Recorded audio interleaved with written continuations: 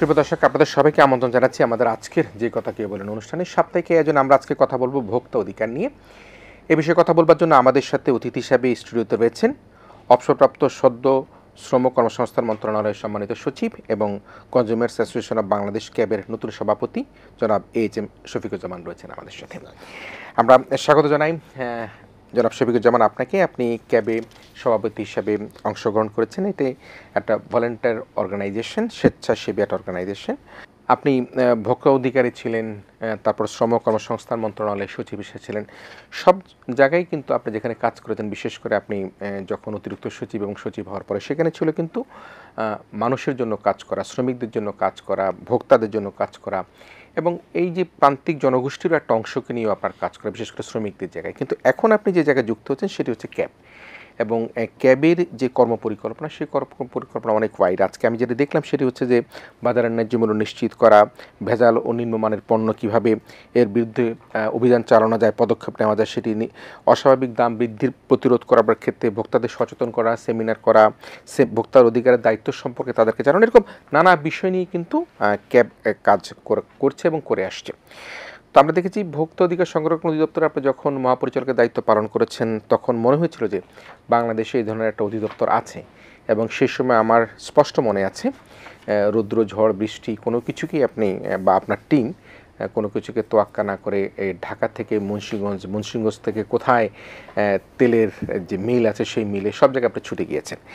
তো এই ক্যাবে যখন আপনি দায়িত্ব গ্রহণ করলেন অল্প কয়েকদিন হলো, ক্যাব নিশ্চয়ই আমাদের জনগণের জন্য তারা কাজ করে। আপনার নতুন সভাপতি হিসেবে এই ক্যাবের মানে সার্বিক কার্যক্রমকে আরও বেশি ত্বরান্বিত করবার জন্য কী কর্মপরিকল্পনা গ্রহণ করছেন? আপনার মাথায় কী ধরনের কর্মপরিকল্পনা রয়েছে? ধন্যবাদ আপনাকে। আমি নতুন একটি কাজ শুরু করেছি। মূলত আমাদের পিআরএল, আমার খুব সম্প্রতি আমি 30 আগস্ট পিআরএলে যাওয়ার পরে আসলে জনগণের জন্য কাজ করার একটা অভিপ্রায় আমার মধ্যে ছিল, সাধারণ মানুষ ভোক্তাদের, এবং এই ফিল্ডে আমি সরকারের অংশ হিসেবে কাজ করেছি। এবং সেই সরকারের অংশ হিসেবে যে কাজটা করেছি সেটি হলো আমাদের সরকারের যে আইনগুলো আছে এবং ভোক্তাদের অধিকার নিয়ে ভোক্তা অধিকার সংরক্ষণ অধিদপ্তর, এবং পরবর্তীতে আমি গত 1 বছর শ্রম মন্ত্রণালয়ের সচিব হিসেবে যেটি শ্রমিকদের অধিকার নিয়ে কাজ করেছি। তখন আমার মনে হচ্ছে যে এই অবসর সময়টা আমি কি করব, সেখানে আমি আমার এই প্ল্যাটফর্মটা পেয়ে গেলাম। অর্থাৎ ক্যাবের এর আগের যে প্রেসিডেন্ট ছিলেন আমাদের শ্রদ্ধেয় গোলাম রহমান স্যার, তিনি আসলে তার যে ফিজিক্যাল কন্ডিশন সেই অনুযায়ী আসলে তিনি ওই দায়িত্বটা ছেড়ে দেওয়ার একটা অভিপ্রায় ব্যক্ত করেছেন, এবং আমরা সবার সম্মতিতে আমি এই দায়িত্বটা নিয়েছি। এখন যে বিষয়গুলো আপনি বললেন সেই বিষয়ের মধ্যে একটি বড় বিষয় আমি এখানে উল্লেখ করতে চাই, সেটা হলো সরকারের মধ্যে কাজ করার এক ধরনের বাধ্যবাধকতা, এক ধরনের আইনি কাঠামো, এবং ইভেন অনেক ক্ষেত্রেই আমি বলবো যে সীমাবদ্ধতা বা শৃঙ্খলা থাকে ন্যাচারালি, আমাদের যেহেতু অনেক রুলস রেগুলেশন মেনটেন করতে হয়। ক্যাব আপনি জানেন যে এটি একটি অরাজনৈতিক একটি প্রতিষ্ঠান, এবং ভোক্তার পক্ষে তার কণ্ঠ আপনার জাগ্রত করা, ভোক্তাকে মোটিভেট করে তার অধিকার আদায়ের জন্য এই আন্দোলনটাই কিন্তু পরবর্তীতে ফসল হলো আমাদের ভোক্তা অধিকার সংরক্ষণ অধিদপ্তর 2009-এর আইন, এবং ক্যাবের আন্দোলনের ফলে কিন্তু এটি হয়েছে। তা আমি আসলে সত্যিকার অর্থে ঠিক এই মুহূর্তে আমি বেসরকারিভাবে আমার এই দায়িত্বটা অনেক বড় একটা দায়িত্ব। এবং আপনি যে কথাগুলো এখানে বললেন যে বাজারে ন্যায্য মূল্য নিশ্চিত, বা এটা একটা আপনি ছোট অংশ বলেছেন। আসলে ভোক্তার অধিকার বলতে এটি অনেক ব্যাপক। যেমন আমরা হেলথ সেক্টরে কনজিউমারদের পক্ষে বা আমাদের যারা হেলথ সার্ভিসটা গ্রহণ করি তাদের সার্ভিস রিসিপিয়েন্টে আসলে তাদের কণ্ঠস্বর বা তাদের যে অধিকারের বিষয়টা কিন্তু এই ভয়েসটা কিন্তু কোনো প্ল্যাটফর্মে খুব বেশি আমরা দেখি না। একইভাবে শিক্ষার ক্ষেত্রেও কাজ করা আছে। আপনার জ্বালানি একটা সেক্টর যেখানে অনেক ধরনের ভোক্তার অধিকার ক্ষুণ্ণ হচ্ছে। যে সিলিন্ডার সরকারিভাবে যে মূল্য নির্ধারণ করে দেওয়া হয় প্রতি মাসে এনার্জি রেগুলেটরি কমিশন থেকে, কিন্তু প্রতিটি ভোক্তা এখনও প্রচুর কনজিউমার আমরা সিলিন্ডার ব্যবহার করি, সেখানে প্রতিটা সিলিন্ডার ম্যাক্সিমাম রিটেল প্রাইস এর থেকেও 200 থেকে 300 টাকা 12 কেজি সিলিন্ডার বিক্রি হচ্ছে। এখন যে বিষয়টি হচ্ছে এখানে অনেকগুলো মিনিস্ট্রি কাজ করে যেমন, কিন্তু সেই সরকারি লোকজনেরও কিন্তু অনেকগুলো সীমাবদ্ধতা আছে, তাদের লজিস্টিক কনস্ট্রেইন। সেই জায়গাটায় ক্যাবের একটা বিশাল সুযোগ আছে। সেই সুযোগটা কি, ক্যাবের কিন্তু বিভাগীয়, জেলা এবং উপজেলা পর্যায়ে বেশ কিছু কমিটি আছে। এই লোকগুলো এরা কিন্তু আসলে স্বেচ্ছাশ্রমের ভিত্তিতে এখানে আসে, মোটিভেটেড লোকজন কাজ করছে।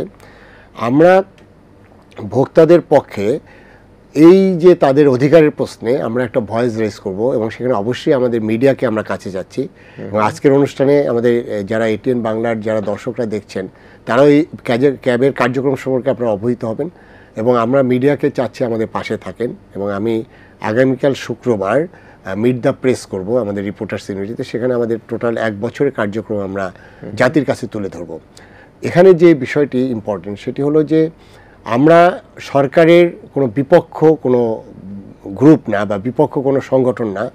সেখানে আমাদের কাজটা হবে সরকার যে জায়গাটায় তার অবস্থান থেকে সে তার কার্যক্রম একটা জায়গায় থেমে যখন যাচ্ছে, অর্থাৎ আমি যদি স্পষ্ট বলি যেমন একটা সিন্ডিকেট, সেটা সরকার ভাঙতে পারছে না, অথচ সরকারের প্রতিষ্ঠান আছে, কম্পিটিশন কমিশন, ভোক্তা অধিকার সংরক্ষণ অধিদপ্তর সহ আছে, কিন্তু পারছে না। তখন ভোক্তাদের পক্ষে সরকারকে আমরা সাপোর্টিং হ্যান্ড হিসেবে আমরা কাজ করব। অর্থাৎ ভোক্তাদের ভয়েসটা রেজ করব এবং সরকারকে একটা প্রেশার গ্রুপ হিসেবে বলবো যে এই আইনের ব্যত্যয় হচ্ছে, অতএব সরকারের দায়িত্ব এই ভোক্তাদের স্বার্থে এই দায়িত্বটা সরকারের পালন করা উচিত। একইভাবে এর অর্থই না যে আমরা সরকারের মুখপাত্র হিসেবে কাজ করব অথবা সরকারের, আমি যদি স্পষ্ট ভাষায় বলি, লেজুর ভিত্তি হিসেবে কাজ করব, এর অর্থ তাই নয়।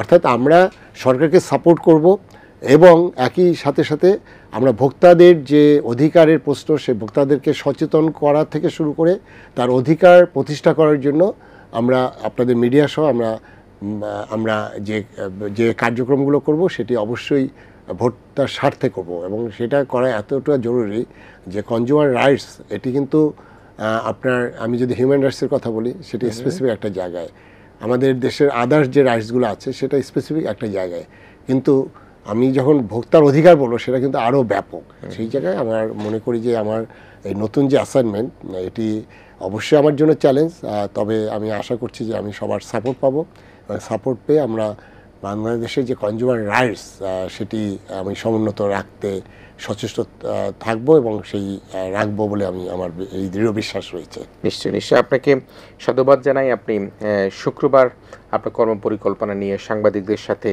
বা যারা আপনার সাথে সংশ্লিষ্ট তাদের সাথে বসবেন এবং নিশ্চয়ই আপনি আপনার 1 বছর বা 3 বছর বা 5 ইয়ার্স প্ল্যানের একটা অংশ হিসাবে সেদিন আমরা জানতে পারবো। আমরা যেহেতু আপনি ভোক্তা অধিকার সংরক্ষণ অধিদপ্তরে ছিলেন এবং আমি দেখেছি যে আমরা সবাই জানি যে গত 5ই আগস্টের পরে যখন স্বৈরাচার শেখ হাসিনা পালিয়ে গেল, তারপরে যখন বিভিন্ন মিল ফ্যাক্টরিগুলোতে শ্রমিকদের বেতন বাকি রেখে বিভিন্ন কারখানা মালিকরা যখন চলে গেল, হয়তো কেউ জেলে গিয়েছে, কেউ পালিয়ে গিয়েছে, কেউ বিদেশে অর্থ পাচার করেছে, সেই অর্থ আদায়ের ক্ষেত্রে শ্রমিকদের বেতন ভাতা দিবার ক্ষেত্রে নানা রকমভাবে আপনারা এবং আপনার উপদেষ্টা মহোদয় আপনারা অনেক কাজ করেছেন। কিন্তু বাংলাদেশের যে দুঃখ, সেই দুঃখটা কিন্তু এই যে দ্রব্যমূল্যের দাম, আমরা চীনের দুঃখ যদি হুয়াংহো বলি তবে বাংলাদেশের দুঃখকে বলতে হবে দ্রব্যমূল্যের দাম। আমরা এই যে ভরা মৌসুমে যখন আমাদের জমিতে ধান উঠছে, বোরো উঠছে, মিলগুলোতে ধান যাচ্ছে, ঠিক সেই সময় কিন্তু আমরা চালের দাম দেখতে পাচ্ছি কোনোভাবে কমছে না। এই যে আপনি সিন্ডিকেটের কথা বলেছেন, বাংলাদেশের মানুষ কিন্তু আমরা যারা দুবেলা খেয়ে পরে বাঁচতে চায়, যারা আমাদের নিম্নবিত্ত, মধ্যবিত্ত, দরিদ্র মানুষ, তারা কিন্তু এই যে ডাল ভাত বা একটু জ্বালানি সাশ্রয় এগুলির দিকে তাদের খেয়াল থাকে।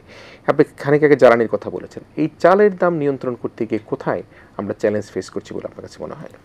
প্রথমত শুধু চাল নয়, আপনার আমাদের কমোডিটি আইটেম যেগুলো আছে সেই ক্ষেত্রে যে জিনিসটা আমরা কয়েক বছর থেকে লক্ষ্য করেছি, এখানে অদৃশ্য অনেকগুলো হাত কাজ করছে এবং সেটা আমি আমার যে ভোক্তা অধিকারের অধিদপ্তরের মহাপরিচালক হিসেবে এই এক্সপিরিয়েন্সগুলো আমি গ্যাদার করেছি। সেই জায়গাটায় যে জিনিসটা হলো যে প্রথম কথা আমাদের পরিসংখ্যানের ক্ষেত্রে আমাদের অনেকটাই বোধহয় ট্রাস্ট আমরা হারিয়ে ফেলছি।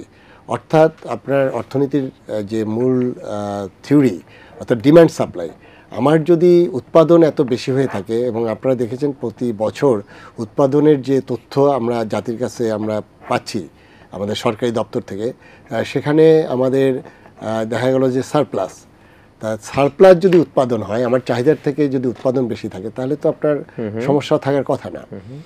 বিশেষ করে পেরিশেবল আইটেম যেগুলো আছে আমাদের নিত্য পণ্যের ক্ষেত্রে, সেটি তো আপনি প্রিজার্ভ করে রাখতে পারবেন না, আপনি তো 2 বছর প্রিজার্ভ করে রাখতে পারবেন না। সেখানে যদি উৎপাদন বেশি হয় তাহলে তো আপনার এখানে কখনই আপনার দ্রব্যমূল্যটা এভাবে ওঠানামা করার কথা না। এখানে যে বিষয়টি আছে সেটি হলো একটা বড় অন্তরায় হলো আমাদের বিপণন ব্যবস্থায় প্রচণ্ড রকম সমস্যা রয়েছে। অর্থাৎ যিনি উৎপাদন করেন, বিশেষ করে আমাদের কৃষি পণ্য, আমাদের কৃষকরা, তারা তাদের উৎপাদন খরচটা কেন বেশি, এই জায়গাটায় ফোকাস করা দরকার। এখন সরকার কিন্তু বিভিন্ন প্রণোদনা দিচ্ছে, ফার্টিলাইজারে আপনার ভর্তুকি দিচ্ছে। আপনারা দেখেন ফার্টিলাইজার এটা কিন্তু গভর্নমেন্ট এটা বিতরণ করে তাদের ডিলারের মাধ্যমে। আপনি প্রতিটা জায়গায় আপনার সাংবাদিকরা খবর নিচ্ছেন এবং সেটা আমরা বিভিন্ন পত্রিকায় দেখছি। এই ফার্টিলাইজার এটি তো সরকার দাম নির্ধারণ করে দিয়েছে, এটি ব্যক্তি পর্যায়ে নাই, ডিলাররা ডিস্ট্রিবিউট করে। আপনার প্রকৃত দামে কোনো ফার্টিলাইজার কিন্তু পাওয়া যাচ্ছে না। তাহলে কি দাঁড়াচ্ছে, আমি যে অতিরিক্ত দামে কৃষকরা যে ফার্টিলাইজারটা কিনছে, বিভিন্ন সার কিনছে, সেটার জন্য তার কস্টিং কিন্তু বেড়ে যাচ্ছে। একইভাবে আমাদের কৃষি ঋণ যেগুলো দেওয়া হচ্ছে, সেখানে প্রকৃত কৃষকরা কি পাচ্ছে? এই কৃষকরা কিন্তু ওই দাদন নিচ্ছে, অথবা সে অন্য একজন ব্যক্তির কাছ থেকে চড়া সুদে আপনার টাকা নিয়ে কৃষিকাজ করছে। তাহলে কৃষকদের যে এই যে লক্ষ কোটি টাকা আপনার কৃষি ঋণ দেওয়া হচ্ছে, তাহলে দরকার ছিল কি এটা প্রকৃত কৃষকরা পাচ্ছে কি না। এখানে কিন্তু আমি আমার ফিল্ডের যে এক্সপিরিয়েন্স, সরকারি এক্সপিরিয়েন্স হিসেবে দেখেছি যে এখানে কিন্তু আপনার চরম অনিয়ম রয়েছে। একইভাবে আমরা বীজ, যেটা আমাদের বিএডিসি পেঁয়াজের বীজ উৎপাদন করে বা আরও যারা আছে সরকারিভাবে যেগুলো দিচ্ছে, অথবা আমাদের অনেক ক্ষেত্রেই এখন আমাদের লোকাল কিছু বীজ প্রডিউসার আমার অনেকগুলো আমদানি করতে হয়। এটি কি আসলে প্রকৃত মূল্যে বিক্রি হচ্ছে? এখানে তো কিন্তু কৃষকদের কস্টিং অনেক বেশি। তাহলে কি দাঁড়াচ্ছে, আমাদের পার্শ্ববর্তী দেশ ভারত যদি পেঁয়াজ উৎপাদন আমাদের থেকে অন্তত 10 টাকা কমে করতে পারে, কেন আমরা সিমিলার ওয়েদার বা সেখানে খরচটাও কম, তা আমাদের কেন কস্টিংটা বেশি? এটি হলো প্রথম একটা জায়গা, আমাদের বেসিক জায়গা। কিন্তু আরেকটি যে জায়গাটা হলো, আমি অ্যাজ এ কনজিউমার হিসেবে আজকে আপনার প্রতিটা সবজি 80 থেকে 100 টাকা আমি কিনছি। এই 80 থেকে 100 টাকা বা 100 টাকার সবজিটা যেটা আমি আজকে কনজিউমার হিসেবে কিনেছি, এটি যদি কৃষক 80 টাকা পেত, আমরা বেশি দামে কিনেও কিন্তু আমি হ্যাপি থাকতাম। কিন্তু কৃষক তো পাচ্ছে 30 টাকা। আপনার এই স্টুডিওর এই যে কারণ বাজারের আপনার উত্তর গেট থেকে যে ট্রাকটা রাত্রি 12টায় পটল নিয়ে ঢোকে, সেই 30 টাকার পটল আপনার দক্ষিণে যখন ভোর রাতে এই বিভিন্ন বাজারে মোকামে এই পটলটা বের হচ্ছে, সেখানে কিন্তু এই কারণ বাজারের মধ্যেই আপনার 30 টাকার পটল কিন্তু 60 টাকা হয়ে যাচ্ছে। কনজিউমাররা তো তখন আপনার 80-90 টাকা কিনতে হচ্ছে। তাহলে এই যে জায়গাটা যে ভূত, এই যে একটা মানে কি বলবো ব্ল্যাক হোল, আপনাকে তো এটা ভাঙতে হবে। এই অর্থাৎ কৃষকরা তার পণ্যটা সরাসরি ভোক্তার কাছে পৌঁছতে পারছে না। এখানে প্রতিটা স্তরে আপনার যে হাত বদল, সেই ফড়িয়া থেকে শুরু করে আড়তদার থেকে শুরু করে আপনার পথে পথে যে আপনার পরিবহনের যে চাঁদা বা এই সব কিছু মিলে টিলেই তো কস্টিংটা বেড়ে যাচ্ছে। তো এইটার দায়িত্বটা কার? এটার দায়িত্ব সেটাই হলো যে সরকারের বিভিন্ন এজেন্সি থেকে শুরু করে সেখানে সরকারের তো কিছু সীমাবদ্ধতা রয়েছে, সেই লজিস্টিক নেই, সেই ম্যান পাওয়ার নেই। সেই জায়গাটায় আমাদের ক্যাবের একটা বড় ভূমিকা আছে। এবং আপনাদের সাংবাদিকদের নিয়ে আমরা যেটা করতে চাচ্ছি, এই অনিয়মগুলো আমরা তুলে ধরবো এবং এই অনিয়মগুলো তুলে ধরে আমরা বিকল্প, মানে এই জিনিসটা হলো মানুষ তখন এই জিনিসটা যখন জানবে কারা কারা এটার জন্য দায়ী, সেটার জন্য একটা সামাজিক একটা আন্দোলন যেমন থাকবে, সামাজিক একটা চাপ তৈরি হবে। এর পাশাপাশি আমাদের বিকল্প বাজার ব্যবস্থা যদি আমরা না করতে পারি, তাহলে এখান থেকে বের হয়ে যাবে না। আর স্পেসিফিক চালের কথা যেটা বললেন, আমাদের কিন্তু বলা হয় যে কার্তিকের মঙ্গা, সেটা কিন্তু আরও সামনে রয়েছে। এই মুহূর্তে তো চালের দাম বাড়ার কোনো সুযোগ নেই। এখানে যে ঘটনাটা ঘটেছে, আমার আগের এক্সপিরিয়েন্স থেকে আমি যে জিনিসটা আমি আপনাকে শেয়ার করতে চাই, সেটি হলো চালটা কৃষক যখন উৎপাদন করে তার কস্টিং কিন্তু ওই সব কারণে বেড়ে যাচ্ছে এবং তিনি যখন বিক্রি করেন তিনি কিন্তু সেই আমাদের সেই কৃষকটা কিন্তু সেই ন্যায্য মূল্য পাচ্ছে না। অর্থাৎ কৃষকরা তার ধানটাকে কিন্তু মজুত করে রাখার তার ক্যাপাসিটি নেই। এটি কি হচ্ছে, চলে যাচ্ছে সেই বড় বড় মিল মালিকদের কাছে এবং সেখানে এক একজন জায়ান্ট তৈরি হচ্ছে। আমি নাম না বলি, সেই কুষ্টিয়া বেল্টে, সেই নওগাঁ বেল্টে, দিনাজপুর বেল্টে, চাঁপাইনবাবগঞ্জ বেল্টে, এরকম এক একটা বিশাল বিশাল মেগা মেগা জায়ান্ট চালের মিলাররা তৈরি হয়ে গেছে এবং তারা মূলত নিয়ন্ত্রণ করছে। এর পাশাপাশি এই কয়েক বছর ধরে আমাদের কর্পোরেট গ্রুপ ঢুকে গেছে এবং কর্পোরেট গ্রুপের মার্কেট শেয়ার এখনও খুব বেশি এরকম সিগনিফিক্যান্ট না, অলমোস্ট হয়তো বা এখন 10%-এর মতো রয়েছে। বাট এই কর্পোরেট গ্রুপ এবং ওই মিলাররা এরা মিলে টোটাল এই বাজারটাকে আপনার নিয়ন্ত্রণ করছে। সেটি কি, তারা এই মানে যখন ইচ্ছা তখন সরবরাহ কমিয়ে দিয়ে আমরা কিন্তু স্বয়ংসম্পূর্ণ। আমরা কিন্তু চাল উৎপাদনে এখনও ওয়ার্ল্ডে আমাদের এখন চতুর্থ থেকে থার্ড পজিশনে আসছি। থার্ড পজিশন মানে আমরা ইন্দোনেশিয়ার মতো একটি বড় দেশের বড় জনসংখ্যার থেকেও কিন্তু আমরা বেশি উৎপাদন করি। আমাদের আগে ভারত এবং চায়না রয়েছে। তাহলে আমাদের যদি এত উৎপাদন হয় তাহলে তো কোনো আপনার মূল্য বাড়ার তো কোনো কারণ নেই। এই কারণটা কি, ওই ব্যক্তিগুলো তারা এই জায়গাটাকে কন্ট্রোল করছে এবং আমাদের দায়িত্ব কি হবে, সেটি সরকার তার যেসব প্রতিষ্ঠান আছে, সেখানে খাদ্য মন্ত্রণালয় আছে, কৃষি বিপণন অধিদপ্তর আছে, আমাদের কম্পিটিশন কমিশন বাণিজ্য মন্ত্রণালয় আছে, ভোক্তা অধিকার সংরক্ষণ অধিদপ্তর আছে, এদের পাশাপাশি আমরা জনগণকে নিয়ে এই বিষয়গুলো আমরা তুলে ধরে এদের বিরুদ্ধেই আমাদের যে যুদ্ধ বলতে পারেন, সেই যুদ্ধটা আমাদের চালিয়ে যেতে হবে। এই যুদ্ধে আমাদের জিততেই হবে এবং সেই যুদ্ধের ক্ষেত্রে জেতার ক্ষেত্রে আমি আমার সবার বিশেষ করে মিডিয়ার সাপোর্ট চাই। এখানে আপনারা পজিটিভভাবে আমাদেরকে সাপোর্ট দেন। দেখেন আমরা এইগুলো ভেঙে ফেলা দরকার এই জন্য যে আপনারা এখন যে মানুষের অনেকেই কর্মহীন হয়ে গেছে। আমি শ্রম মন্ত্রণালয়ে 1 বছর সচিব হিসেবে ছিলাম, অনেক ফ্যাক্টরি বন্ধ হয়ে গেছে এবং এটার সাথে ইম্প্যাক্ট কিন্তু সামাজিক একটা ইম্প্যাক্ট আছে। যে আমাদের একজন গার্মেন্টস কর্মী একটা মিনিমাম ওয়েজ যেটা আছে, তারপর সে ওভারটাইম করে টোরে আপনার 30,000 টাকা বাড়িতে নিয়ে যেতে পারতো, তার বাচ্চারা স্কুলে পড়তো, সে বাচ্চাকে কিন্তু সে স্কুলে পাঠাতে পারবে না। সে আপনার একটা হয়তো অন্তত একবেলা একটা ডিম খেতে পারতো একদিনে, সেই ডিমটা দেখা গেল সে 2 দিনে একটা ডিম খাচ্ছে। অর্থাৎ সে কম্প্রোমাইজ করে, কারণ আমাদের খাদ্যদ্রব্যের মূল্যস্ফীতি আপনার যেটা হয়েছে সেটি আমরা দেখলাম যে একটু কমতির দিকে, মানে ডাবল ডিজিট থেকে সিঙ্গেল ডিজিটে এসছে, কিন্তু মানুষের তো কর্মহীন হয়ে গেছে, মানুষের তো ইনকাম যেটুকু ছিল সেখান থেকেও তারা ইনকামটা কমে গেছে। তাই সেই জায়গাটায় আমাদের একটা সত্যিকার একটা শক্তিশালী জাতি, একটি বলিষ্ঠ একটা জনগোষ্ঠী যদি তৈরি করতে, একটা মেধাবী একটা জাতি করতে গেলে আমাদের এই ভোক্তার এই বিষয়গুলোকে যদি আমরা সারফেসে না আনতে পারি, এই বিষয়ে যদি আমরা সত্যিকার অর্থে আমরা যদি অ্যাড্রেস না করতে পারি, তাহলে কিন্তু আমরা যত উন্নয়নের কথা বলেন সেই উন্নয়নটা কিন্তু আসলে বৃথা যাবে। আমি আরেকটা বিষয় একটু আসি, শেষের দিকে আছে অনুষ্ঠানে, সেটি হচ্ছে গিয়ে এই কার্যক্রম তো শুধুমাত্র ঢাকা শহর কেন্দ্রিক নয়, এটা একেবারে সারা দেশব্যাপী করতে হবে।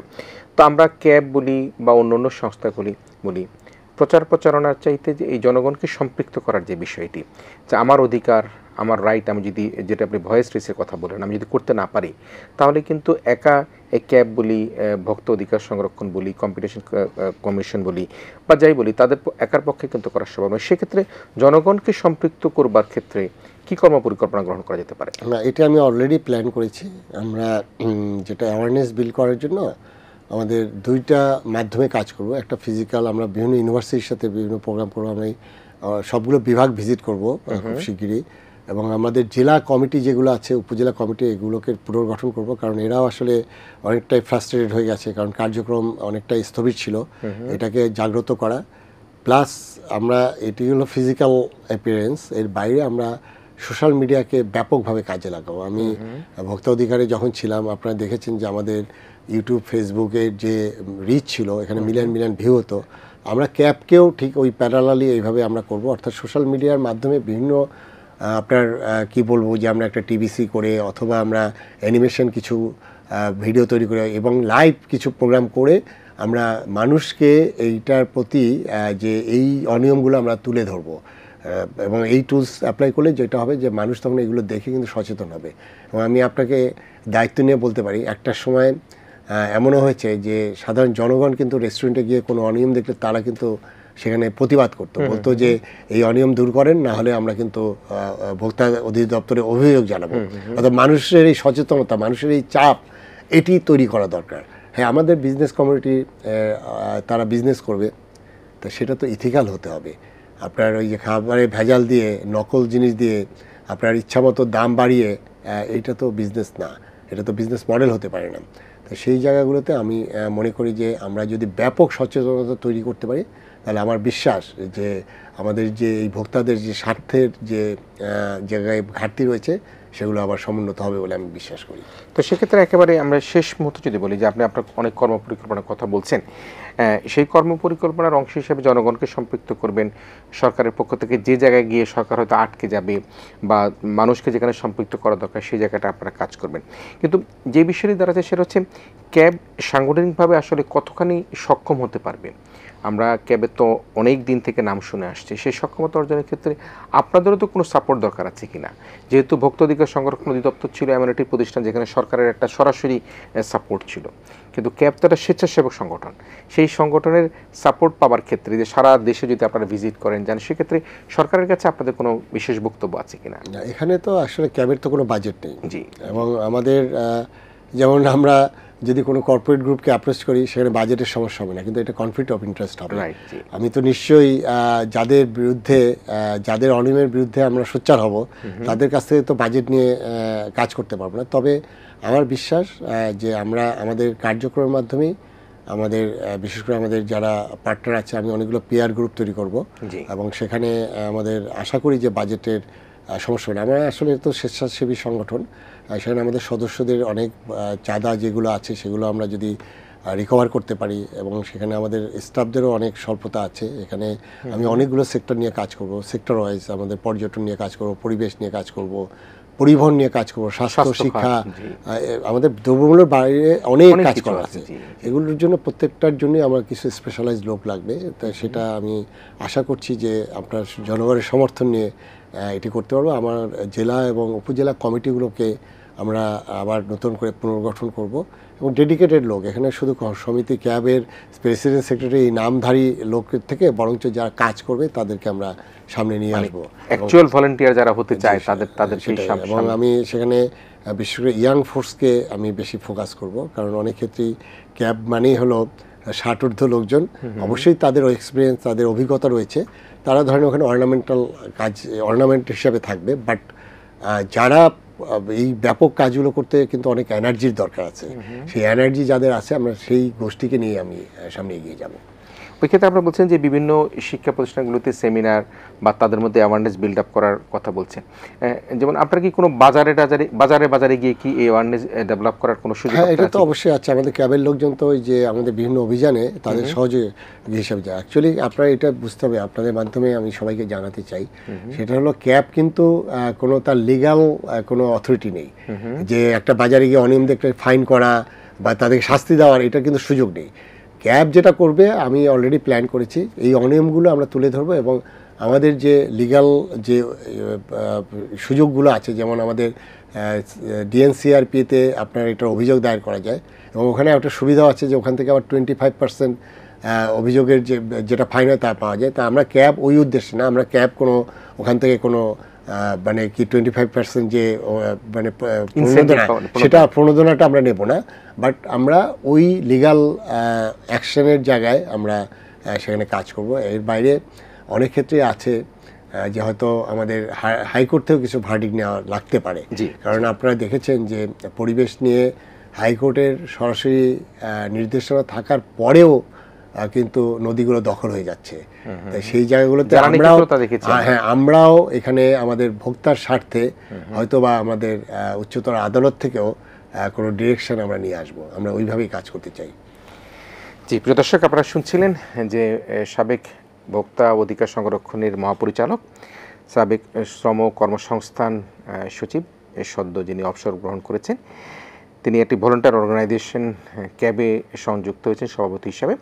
তার কর্মপরিকল্পনার কথা শুনলাম এবং সেই কর্মপরিকল্পনায় যারা অংশীজন রয়েছে, আমরা যারা জনগণ রয়েছি, আমরা যারা নানা শ্রেণীর পেশার মানুষ রয়েছি, আমরা সকলে মিলে ক্যাবকে যদি তাদের সহযোগিতার হাত বাড়িয়ে দিই, আমরা আশা করি যে ক্যাবও কিন্তু নতুন উদ্যমে কাজ করতে পারবে এবং ভোক্তাধিকার সংরক্ষণে তারা একটা দায়িত্বশীল ভূমিকা পালন করে ভোক্তাদের যে ন্যায্য মূল্যে দ্রব্যমূল্য পাওয়া, আমরা স্বাস্থ্য বলি, শিক্ষা বলি, পরিবহন খাত বলি, যে বিভিন্ন খাতে যে বিশৃঙ্খলা রয়েছে সেই বিশৃঙ্খলাগুলোর সুপারিশমালার মাধ্যমে ক্যাব অগ্রযাত্রা এগিয়ে যাবে এই প্রত্যাশা রেখে আমাদের আজকের অতিথি সম্মানিত ক্যাবের সভাপতি, সদ্য সভাপতি জনাব এইচ.এম. শফিকুজ্জামান, আপনাকে ধন্যবাদ জানিয়ে আমাদের আয়োজন শেষ করছি। প্রিয় দর্শক, আপনারা যারা এতক্ষণ আমাদের অনুষ্ঠান দেখলেন, আপনাদের সবাইকে আমাদের আগামী সপ্তাহের অনুষ্ঠান দেখার আমন্ত্রণের মধ্যে দিয়ে আজকের মতো আমাদের ভোক্তা অধিকার নিয়ে যে আয়োজন, যে কথা কেউ বলেনি, সেই অনুষ্ঠান এখানে শেষ করছি। আপনারা ভালো থাকবেন, সবাই মিলে ভীষণ ভালো থাকবেন।